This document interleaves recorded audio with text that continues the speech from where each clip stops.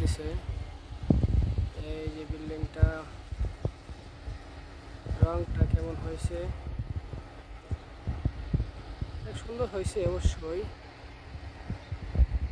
এখন শুধু বাকি আছে এখানে একটা গেট হবে সামনে, এখানে এই গেটটা হওয়ার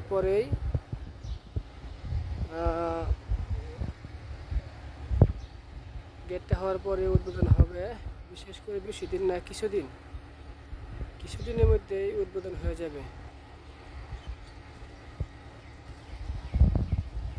যাই হোক, মহিলা কলেজ এখন আগের মতন আস্তে আস্তে অনেক উন্নত হচ্ছে। এই যে এখানে চুক্তি মূল্য আছে কত টাকা, এখানে সব